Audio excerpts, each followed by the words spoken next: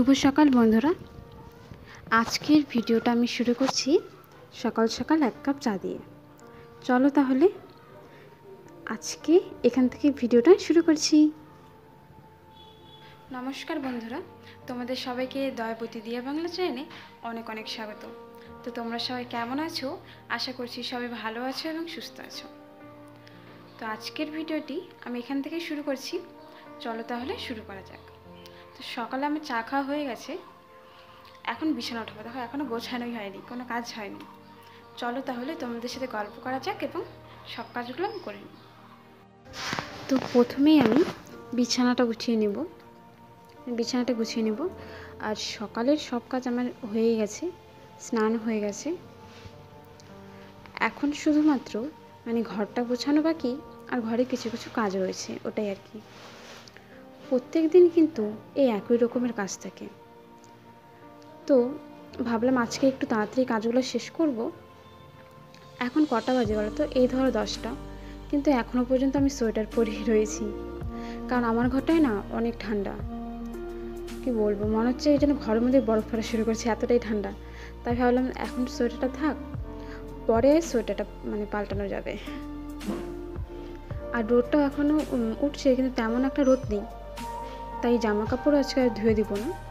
যদি 2-1 দিন পর একটু বেশি করে রোদ ওঠে, তারপর আবার একবারই যতগুলো জামা কাপড় হবে তখন আবার ধুয়ে দেব।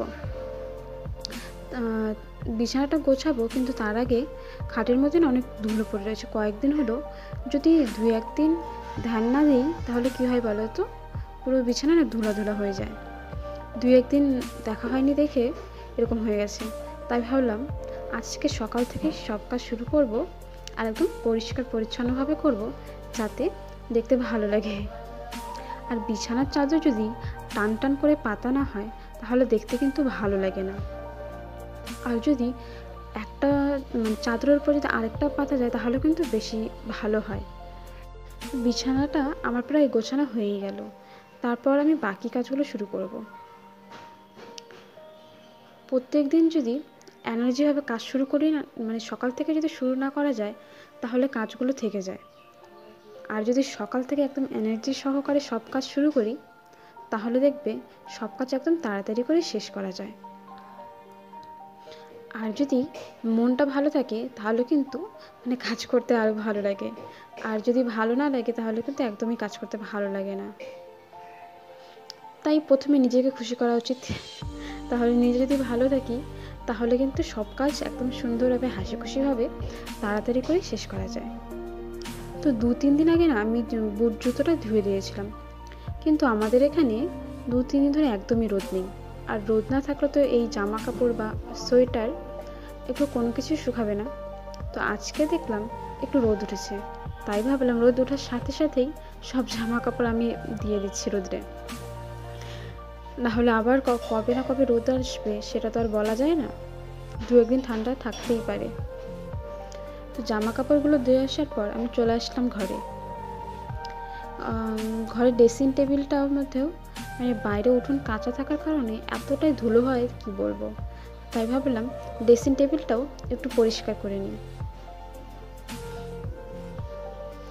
এই কাজগুলো যদি প্রত্যেক দিন না করা হয় তাহলে কিন্তু দেখবে অনেকটাই নোংরা হয়ে যাবে, বালি বালি ধুলা ধুলা হয়ে যায়। তার জন্য প্রত্যেক দিন যদি অল্প অল্প করে পরিষ্কার করা হয় তাহলে কিন্তু ভালো থাকে।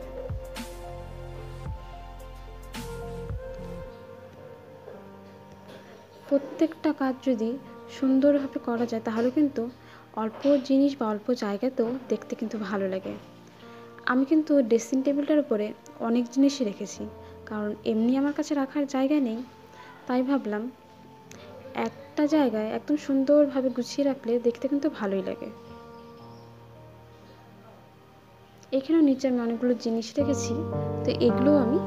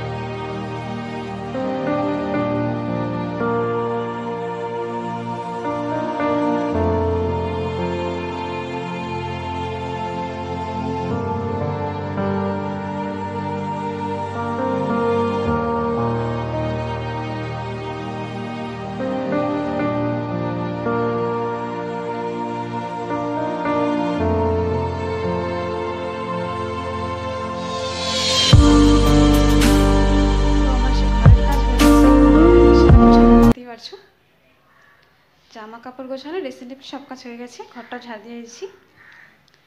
এখন শুধু রান্নাঘরের কাজ রয়েছে, একটু বাসন ধোয়া আর একটু কিছু কাজ রয়েছে। চলো তাহলে রান্নাঘরে যাওয়া যাক।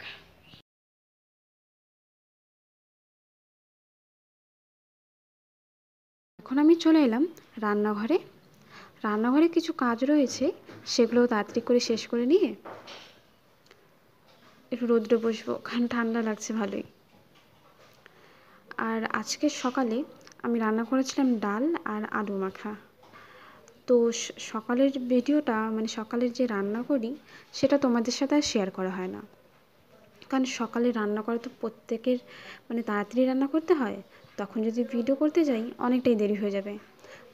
তার জন্যই আর কি সকালে আমার ভিডিও করা হয় না। কি রান্না করি না করি, কখন উঠি, কোনো কিছুই তোমাদের সাথে শেয়ার করতে পারি না। কিন্তু তারপর যে কাজগুলো করি সেগুলো কিন্তু অবশ্যই আমি তোমাদের সাথে শেয়ার করি।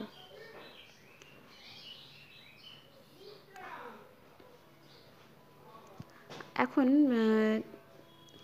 আমি গ্যাসটা না সাবান দিয়ে মুছে নেব, কারণ রান্না করার পর যদি প্রত্যেক দিন একবার হলেও সাবান দিয়ে গ্যাসটা না মোছা হয় তাহলে কিন্তু ওই তেল তেলা ভাবটা থেকে যায়। তাই সাবান দিয়ে পরিষ্কার করলে গ্যাসটা ভালোভাবে পরিষ্কার হয়।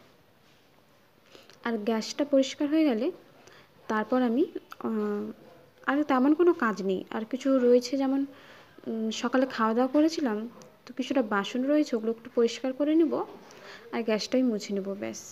আর আজকে তো আর তেমন কোনো জামা কাপড় ধোয়ার নেই, তার জন্য একটু কাজটা কমই রয়েছে আজকে। আর আমার এই ভিডিওটি তোমাদের যদি ভালো লাগে তাহলে কিন্তু অবশ্যই একটি লাইক করো, কমেন্ট করো এবং শেয়ার করো। আর ভিডিওটি পুরো দেখো, একদম স্কিপ না করে, ঠিক আছে?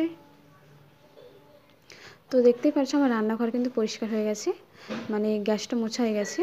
এরপর আমি একটু বাসন ধুয়ে ঘরটা ঝাড় দিয়ে পরিষ্কার করে নেব। আর রান্না করার আগে, মানে সকালবেলায় আমি ঘরটা মুছে নিয়েছিলাম, তার জন্য এখন আর ঘরটা মুছবো না, কারণ একবার তো মোছাই হয়ে গেছে। চলো তোমাদের আমি আরেকটি জিনিস দেখাচ্ছি, মানে আমাদের বাড়ির ফুল গাছ। এই যে দেখো কতটা সুন্দর লাগছে, তাই না? আমার তো অনেক সুন্দর লাগছে